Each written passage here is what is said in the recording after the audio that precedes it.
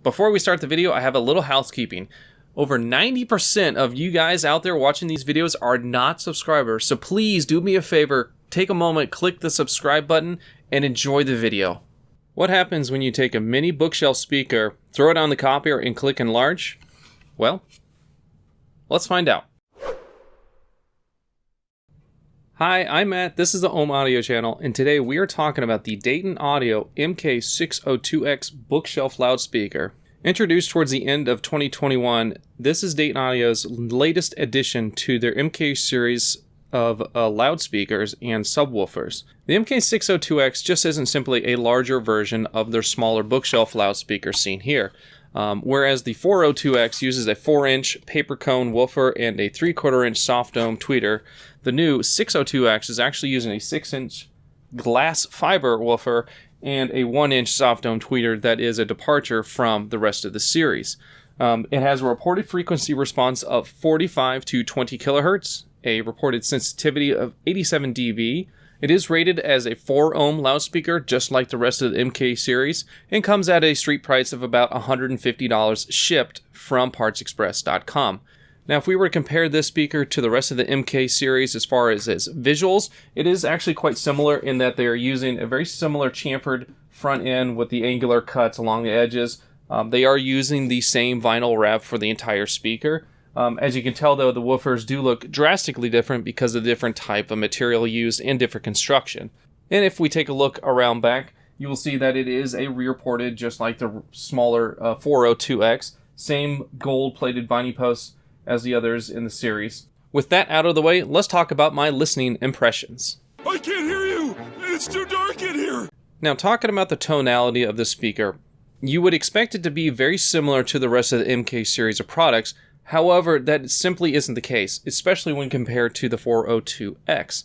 The tonality is actually more similar to the original MK402, which was criticized for having too much of an elevated treble, and that continues to remain true for the 602X in that it has a very boosted treble, and not necessarily in a way that is a result of some kind of horn loading, as the tweeter is not set in any kind of a waveguide or horn like, say, like a Klipsch speaker. So with the speaker having a very wide dispersion pattern in it really is affected by how the room interacts with the speaker. So if you have an extremely dead room with lots of absorption, you may not find the speaker to be super top-end heavy. However, if you're in, like most people, have very little or just a minor amount of sound treatments in the room, you very well may find this treble to be quite a bit more pronounced than what you would expect from a speaker of this design. Now, previously I had reviewed the Klipsch R41M, and in that review I noted that the treble, while elevated, was actually quite pleasant to listen to.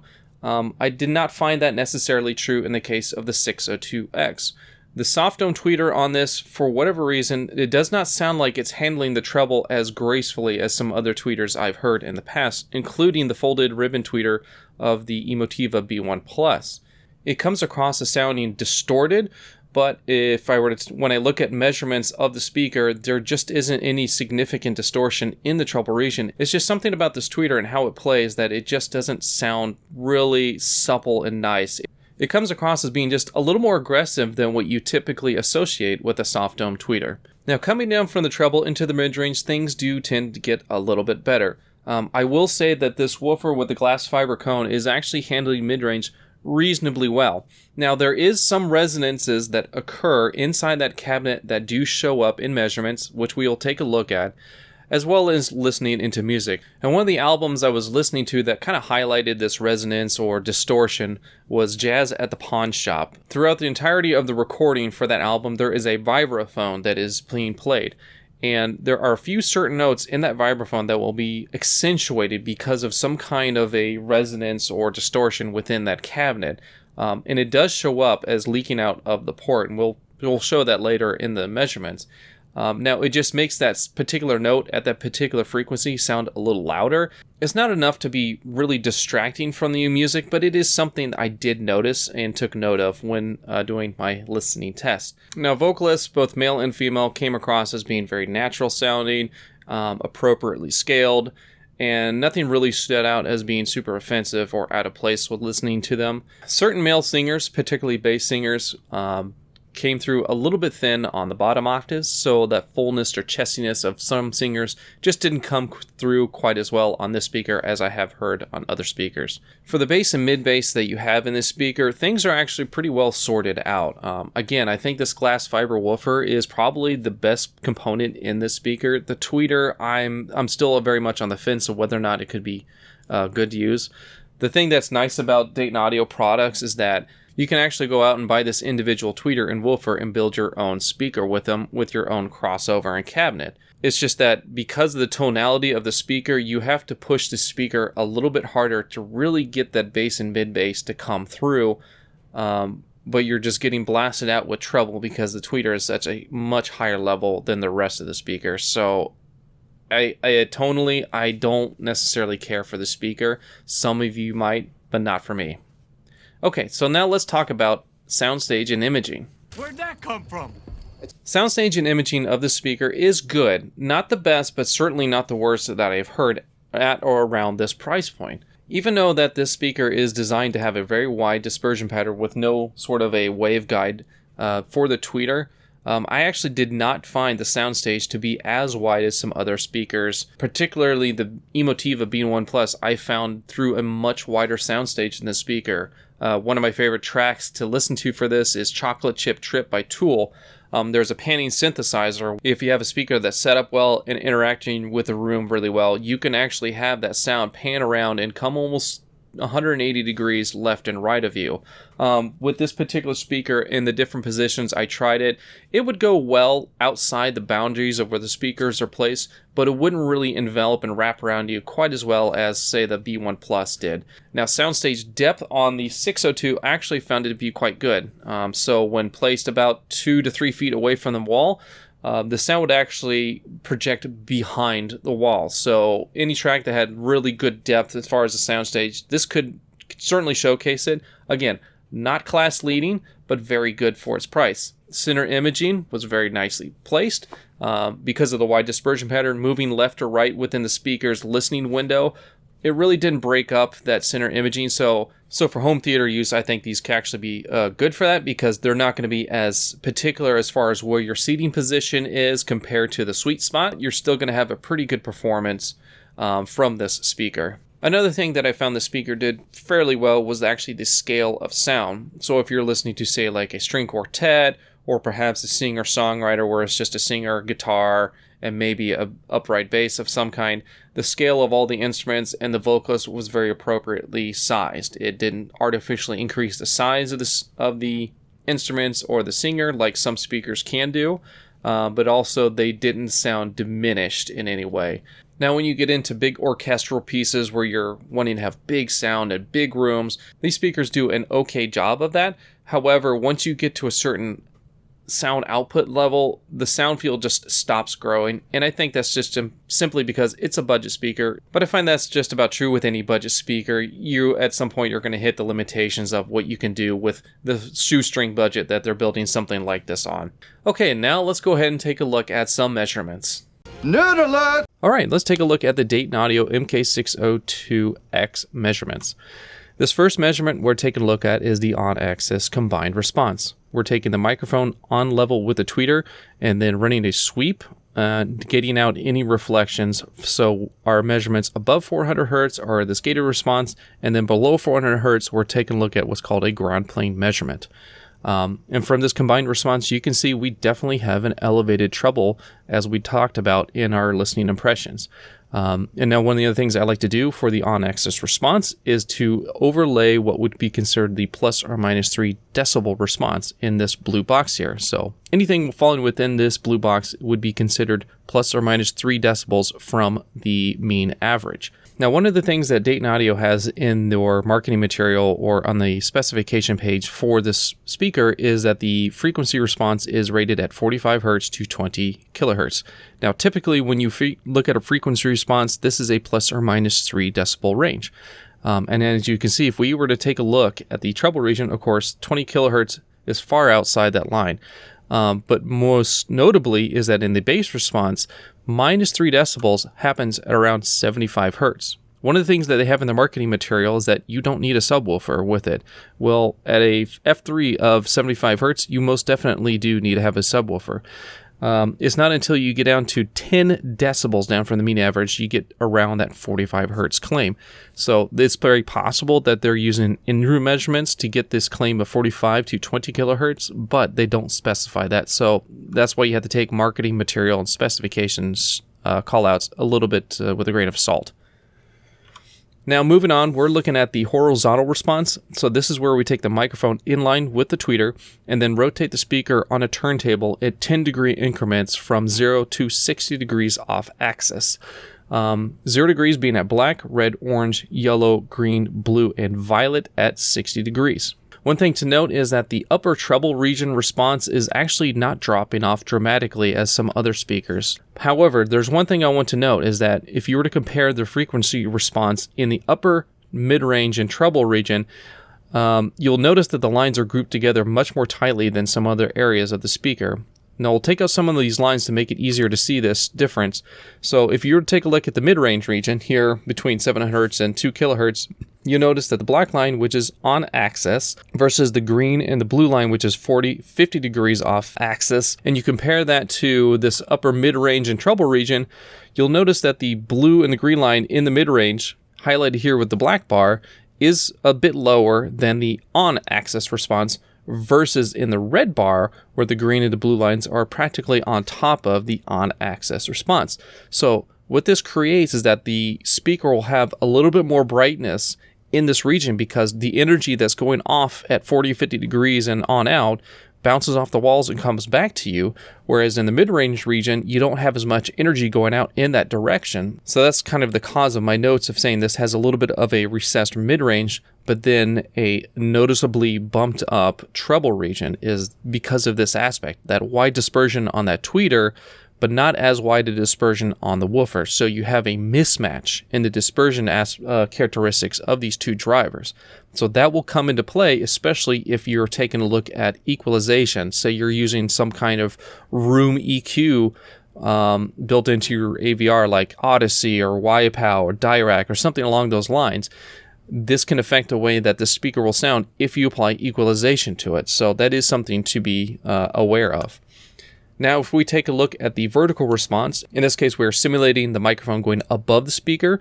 Again, the same color scheme, black, red, orange, yellow, green, blue, and violet at positive 60 degrees or 60 degrees above the speaker. And what you're seeing is a fairly typical response for a two-way type of speaker where you have a trough developing somewhat around the crossover point. This is not unusual, but it is possible to get this cleaned up a little better with a little more work in the crossover, possibly at a higher cost. Then if we were to take a look at the speaker as if we were to go below the speaker, you'll notice this is actually a little bit cleaner than going above the speaker. Really the only significant dropout is right around negative 20 degrees below the tweeter. So the floor bounce information you're going to get is going to be okay compared to like a ceiling bounce. So if you are using this in a room where you are able to apply some kind of room treatment to the ceiling, that will go a lot further than if you were to do anything with the floor as far as like a thick carpet or throw rug. Now, the next thing we're going to take a look at is the impedance and phase relationship of the crossover network. So blue is the impedance. Now, Dayton Audio claims the speaker as a 4 ohm speaker, and this speaker dips as low as 4.4 ohms, so that is spot on. Actually, they could probably consider this a 6 ohm or maybe even an 8 ohm speaker, depending on how they want to work this. But there is one thing I want to note is that do you notice the squiggly lines right here around that 900 to 1 kilohertz region? This is actually some kind of a resonance that shows up in the impedance sweep. And if we were to take a look at the port, when I measured at the port, you notice there's a significant peak right around where we see this resonance. So this could be a breakup mode of the woofer, or it could be a standing wave inside of the cabinet, or it could just be a resonance of the port. I don't have the way to verify either one of those claims, but it certainly does show up in the response as well as in the measurements. Now, the last thing I want to take a look at now, because this is part of the MK series of products for Dayton Audio, and we have previously reviewed the MK402X, I wanted to compare the timbre of these two products. So what we have here is the MK602X in black and the MK402X in blue. And you notice that in the mid-range region, they follow the kind of the same trend lines where they have a fairly neutral or slightly recessed mid-range. But then as you go into the treble, upper treble region, you'll notice that the MK602X starts to rise and just run away from the 402X.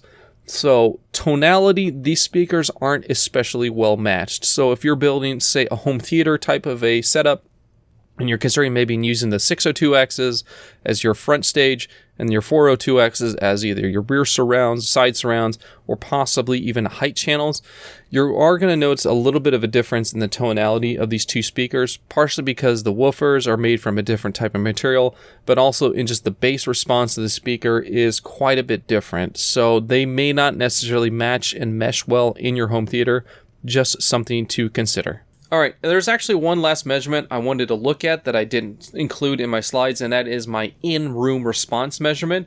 And take a look at this graph. You see that there is a thin red line that travels from left to right with a downward trend as we go higher in frequency. This kind of represents a target response line of what a really well-designed, well-controlled speaker would show. And as you can see, once we get above 2 kilohertz, the response starts rising well above our target line, and that is representative of this speaker being very forward and very treble heavy in its response. Hey, Grandpa, move your wrinkly old keister. Alright, so what are my final thoughts? I think this speaker has potential. It kind of falls victim of what the original MK402 did, in that it had all the right parts in place. It just, they voiced it the wrong way. The elevated treble on this speaker is just far too much for myself and for some other listeners out there. Now, you might be someone that really enjoys an elevated treble. You're the type of person, the first thing they do when they get a car stereo or a new receiver is they take that equalizer and they bump the treble up all the way to the top and they bump the bass up, and you like that smile curve response. And this speaker certainly does follow that, minus the bass response, of course. So if you like a hot treble with a lot of forwardness, or maybe you have some hearing loss in the treble region, this speaker actually might be something you enjoy. But for myself, it's a little bit too much. And you're definitely going to need a subwoofer to pair with this speaker if you like any kind of bass. Certainly you could put it against the wall to get a little extra bass from the boundary reinforcement, but you're going to spoil the soundstage, and you're going to add a little bit of muddiness to that bass because of that rear porting. I will say I like Dayton Audio. I've heard many of their drivers used in different custom cabinets. I've owned their subwoofers. I've owned their speakers. They make good products, and they stand behind those products with 5-year warranties regardless of what it is. And especially for a budget speaker like this, having a 5-year warranty is a nice peace of mind. So if there's anybody from Dayton Audio or Parts Express seeing this video, please consider retooling the speaker to have a much more neutral response. I think a lot of your buyers will appreciate that. If they want more treble, they're going to have the headroom to just bump up the treble in their tone controls. Do the same thing you did to the 402 when made it 402X, and you guys have got a real winner here. Alright, and that is my review of the Dayton Audio 602X bookshelf loudspeaker. What do you guys think? Please let me know in the comments below. If you haven't already, please take a moment to subscribe to my channel and click the notification icon to be notified when new videos are released. And for those of you curious, I do have a link to the playlist that I use on Amazon HD Music. These are all the songs that I use when evaluating any loudspeaker or other future products that will be coming up. I also have links down below for any products that were mentioned in this review. These are not affiliate links, so I don't get any kind of commission from those sales. So feel free to click on them, take a look at some of those products. And until next time, guys, be good to your ears.